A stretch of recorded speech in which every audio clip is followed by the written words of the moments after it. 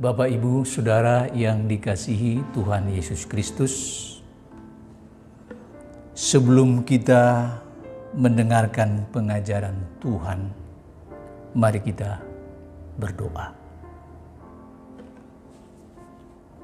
Bapa Surgawi, kami sungguh bersyukur atas pemeliharaan-Mu yang luar biasa bagi kami. Saat ini kembali Engkau berkenan menuntun kami untuk mendengarkan pengajaran-Mu. Kami mohon Roh Kudus menolong kami, supaya kami dapat memahami firman-Mu dengan baik, menyimpan firman-Mu di dalam hati kami, dan melakukannya di dalam kehidupan kami. Kami boleh menikmati firman-Mu menghidupi kami. Dalam nama Yesus Kristus kami berdoa dan bersyukur. Amin. Bapak, Ibu, Saudara yang dikasihi Tuhan Yesus Kristus, kali ini renungan berjudul Orang yang Ditebuskah Aku? Saya ulangi, orang yang ditebuskah aku? Yang didasari bacaan 2 Korintus 6 ayat 1, saya bacakan. 2 Korintus 6 ayat 1. Sebagai teman-teman sekerja, kami menasihatkan kamu, supaya kamu jangan membuat menjadi sia-sia kasih karunia Allah yang telah kamu terima. Kemudian yang kedua, Efesus 1 ayat 7 bunyinya, sebab di dalam Dia dan oleh darahnya kita beroleh penebusan, yaitu pengampunan dosa menurut kekayaan kasih karunia-Nya. Yang ketiga, 1 Petrus 2 ayatnya yang keempat, 24. 1 Petrus 2 ayat 24. Ia sendiri telah memikul dosa kita di dalam tubuhnya di kayu salib, supaya kita yang telah mati terhadap dosa hidup untuk kebenaran. Oleh bilur-bilurnya kamu telah sembuh. Bapak, Ibu, Saudara yang dikasihi Tuhan Yesus Kristus, kalau kita membaca Kejadian 1 ayat 31, kalau kita membaca Kejadian 1 ayat 31, di sana disebutkan bahwa Allah melihat semua yang dijadikannya itu, termasuk manusia, sungguh amat baik.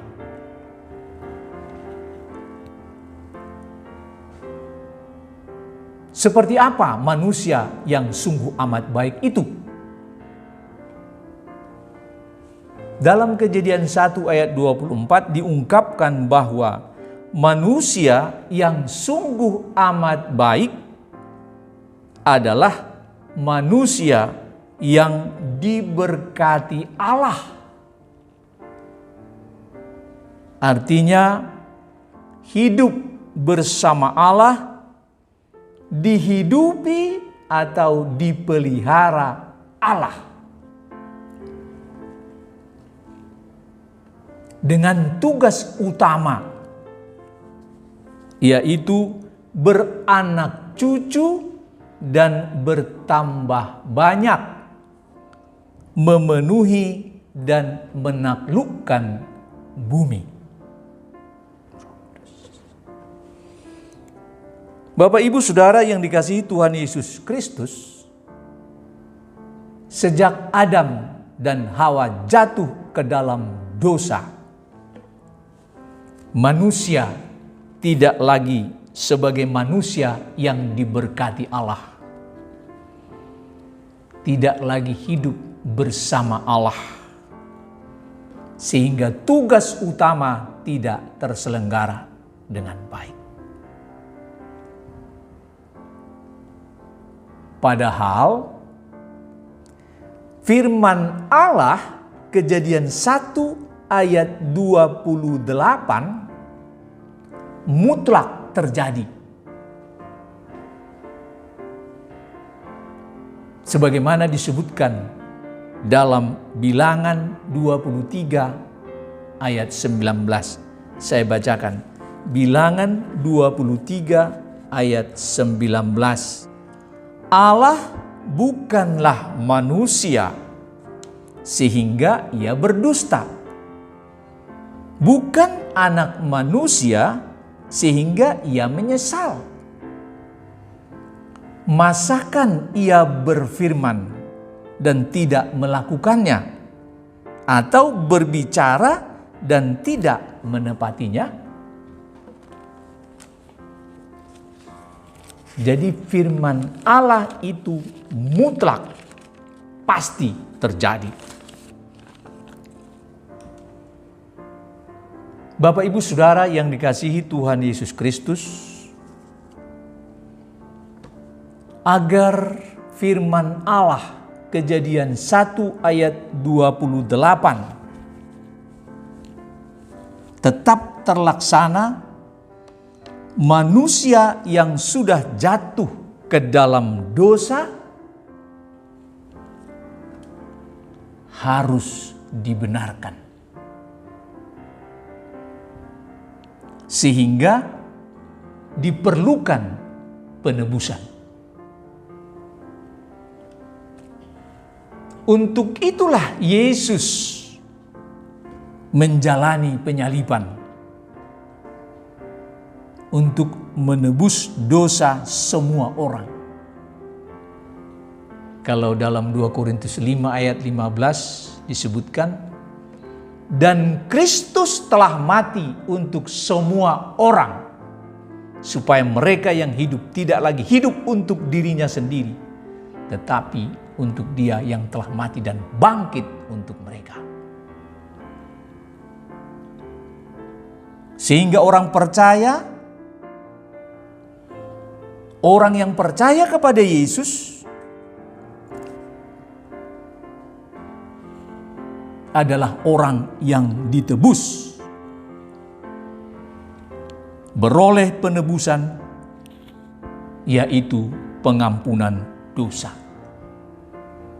Disebutkan dalam Efesus 1 ayat 7 dan Yohanes 3 ayat 16. Mengalami pembenaran artinya dinyatakan, diterima, dan diperlakukan sebagai orang benar. Bapak Ibu Saudara yang dikasihi Tuhan Yesus Kristus, dalam kaitan dengan penebusan dan supaya kematian Yesus tidak sia-sia, dalam kesempatan kali ini Tuhan mengajak kita semua, Bapak Ibu Saudara yang dikasihi Tuhan Yesus Kristus, untuk bertanya pada diri sendiri, orang yang ditebuskah aku?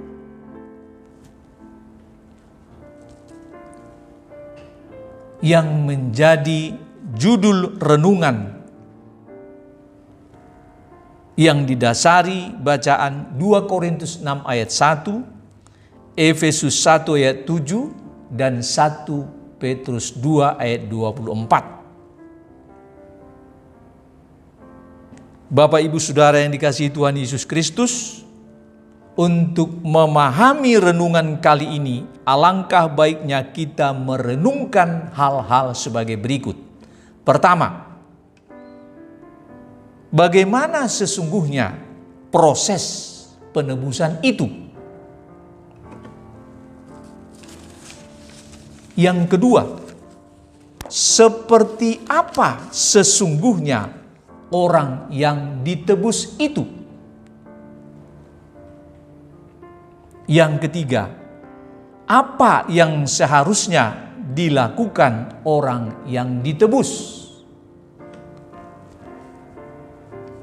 Bapak, Ibu, Saudara yang dikasihi Tuhan Yesus Kristus, mari kita cermati jawaban atas pertanyaan-pertanyaan sebagai berikut. Yang pertama, bagaimana sesungguhnya proses penebusan itu? Bapak, Ibu, Saudara yang dikasihi Tuhan Yesus Kristus, sesungguhnya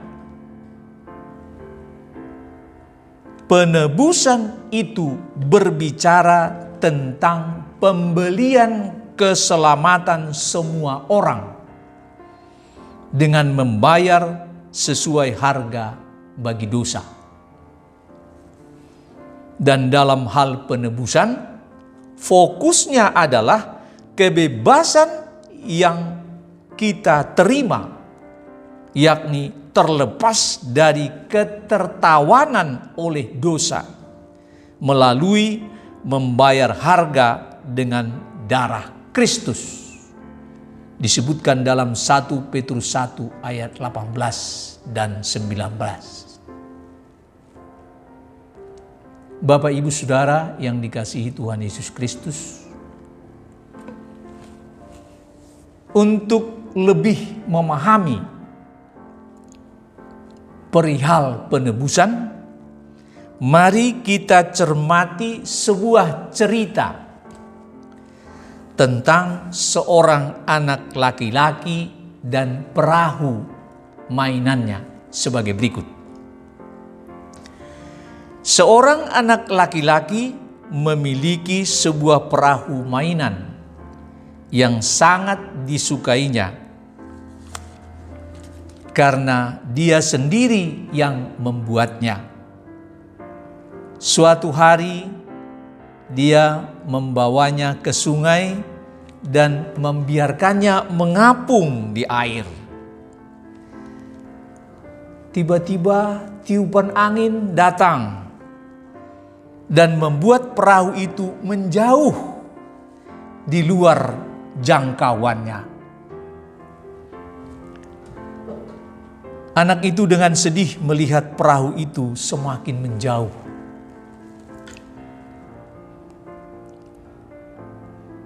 Sampai akhirnya tidak terlihat lagi. Beberapa hari kemudian dia melihat di sebuah toko dan terkejut.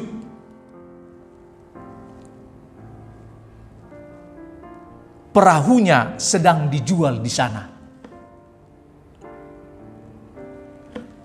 Saat dia mengatakan kepada petugas di toko itu bahwa itu adalah perahunya, petugas itu mengatakan bahwa dia harus membayar jika ingin memilikinya. Lalu dia bekerja keras di setiap pekerjaan yang bisa didapatkannya, sampai akhirnya dia bisa membeli perahu itu. Saat dia mendapatkan kembali perahunya, dia berbisik ke perahu itu, "2 kali kamu menjadi milikku. Aku yang membuatmu dan sekarang aku membelimu." Saya ulangi, 2 kali kamu menjadi milikku. Aku yang membuatmu dan sekarang aku membelimu. Bapak, Ibu, Saudara yang dikasihi Tuhan Yesus Kristus, demikianlah hal yang sama terjadi bagi masing-masing kita. Tuhan yang menjadikan kita miliknya, bersamanya. Karena ketidaktaatan, kita jatuh ke dalam dosa, terpisah darinya. Oleh darah Kristus, melalui penyalipannya, kita ditebus dan kembali miliknya. Hidup bersamanya, layaknya ranting pada pokok anggur.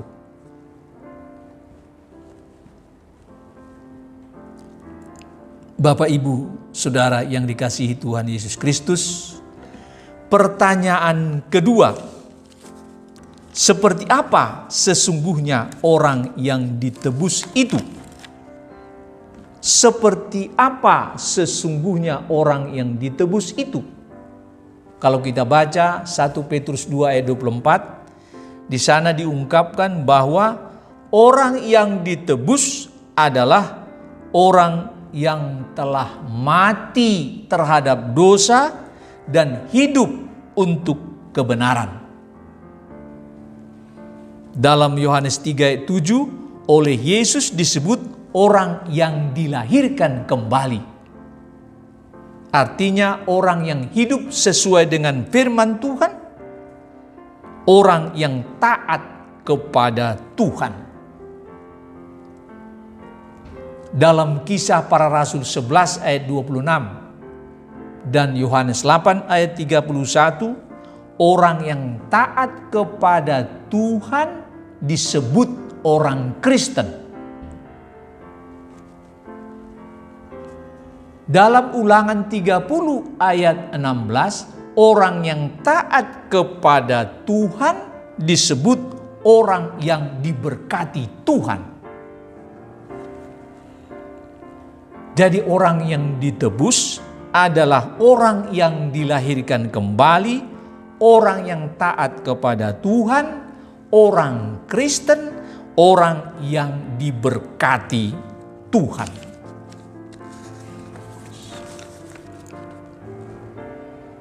Bapak, Ibu, Saudara yang dikasihi Tuhan Yesus Kristus, pertanyaan ketiga,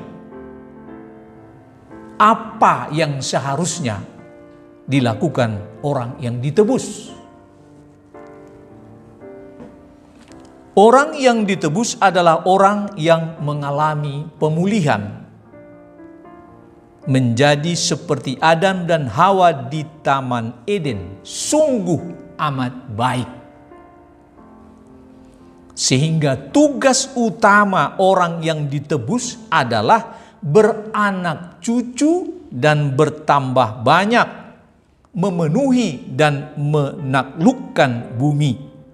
Sebagaimana disebutkan dalam Kejadian 1 ayat 28. Bapak, Ibu, Saudara yang dikasihi Tuhan Yesus Kristus, untuk melaksanakan tugas utama, maka yang seharusnya dilakukan orang yang ditebus adalah menaati amanat agung, sebagaimana disebutkan dalam Matius 28 ayat 19-20. Matius 28 ayat 19-20. Saya bacakan.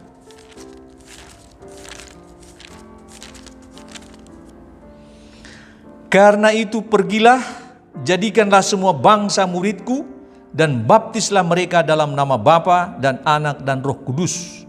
Dan ajarlah mereka melakukan segala sesuatu yang telah kuperintahkan kepadamu. Dan ketahuilah, aku menyertai kamu senantiasa sampai kepada akhir zaman.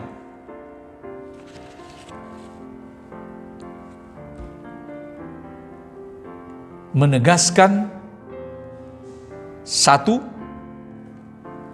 memberitakan Injil Kerajaan ke seluruh dunia melalui pemuridan, yakni sebagai manusia baru mengajar, memuridkan, menghasilkan murid atau manusia baru, dan manusia baru hasil pemuridan, mengajar, memuridkan, menghasilkan murid atau manusia baru, dan seterusnya. Inilah yang dikenal dengan beranak cucu dan bertambah banyak, memenuhi dan menaklukkan bumi. Yang sering dilupakan, hal ini sepatutnya dimulai di dalam keluarga Kristen.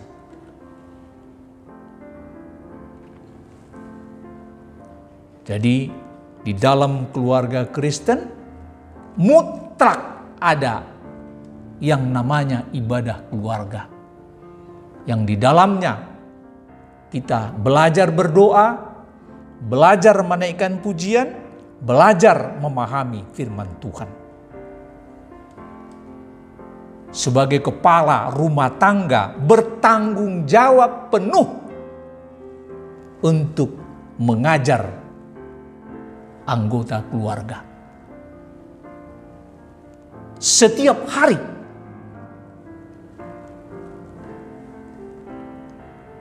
Setiap hari. Kalau kita baca di dalam Kolose 3 ayat 10. Terus menerus membaharui manusia baru.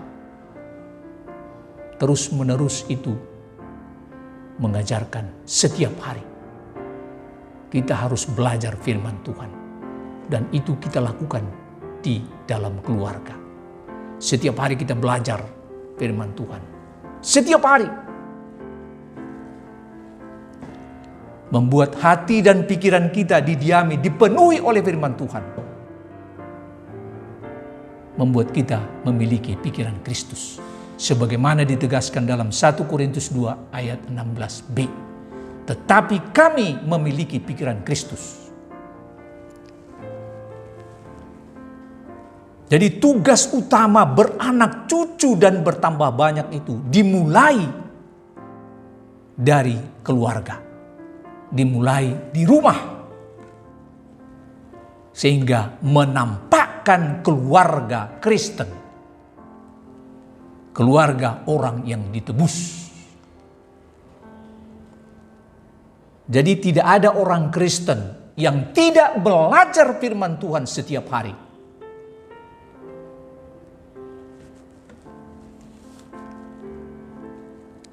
Yang kedua, ketaatan akan amanat agung. Memanifestasikan kehidupan Yesus di dalam kehidupan. Itu disebutkan dalam 2 Korintus 4 ayat 11. Melalui hidup peduli sesama. Antara lain menolong orang miskin. Orang yang menderita karena masalah kehidupan seperti anak terlantar, janda miskin, narapidana, pria homoseks, wanita lesbian. Dengan kata lain, rela untuk mati demi orang lain bisa hidup. Sebagaimana ditegaskan di dalam 1 Yohanes 3 ayat 16. Saya bacakan. 1 Yohanes 3 ayat 16. Demikianlah kita ketahui kasih Kristus, yaitu bahwa Ia telah menyerahkan nyawanya untuk kita. Jadi kita pun wajib menyerahkan nyawa kita untuk saudara-saudara kita.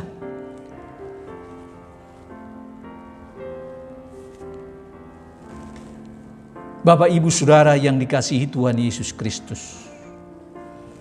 Ada sebuah kisah yang mengharukan tentang orang yang ditebus, rela mati demi orang lain diselamatkan sebagai berikut. Di Jerman 2 orang pemuda Moravia mengetahui ada 3.000 budak di perkebunan di sebuah pulau. Tidak seorang pun misionaris diizinkan masuk. Pemilik perkebunan membenci kekristenan.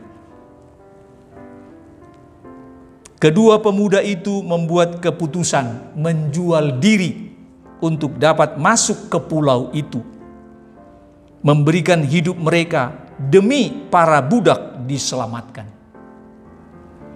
Ketika naik ke kapal, saat mengucapkan salam perpisahan kepada orang tua, saudara, dan orang yang mereka kasihi, ada sebuah pertanyaan bagi mereka.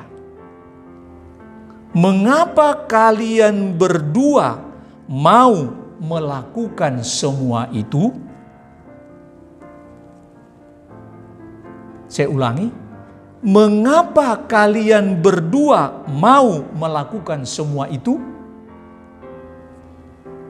Jawab mereka, agar Yesus Kristus mendapatkan apa yang telah dibayarnya dengan kematiannya.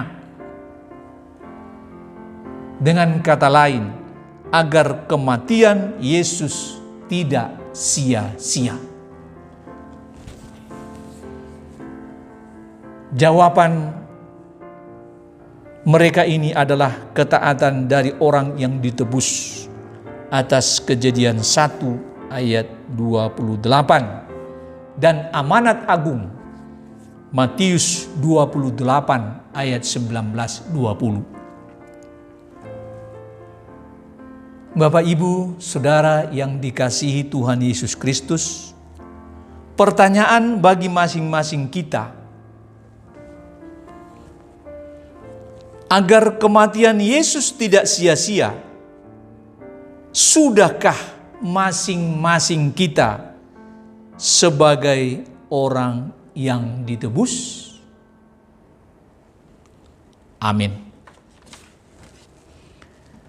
Mari kita tutup.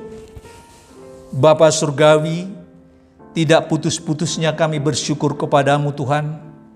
Atas pengajaran-Mu kami telah diingatkan supaya tetap sebagai orang yang ditebus. Melalui kehidupan kami ada petobat baru, ada manusia baru, agar kematian Yesus tidak menjadi sia-sia dan bumi dipenuhi manusia baru sebagaimana ketetapan-Mu.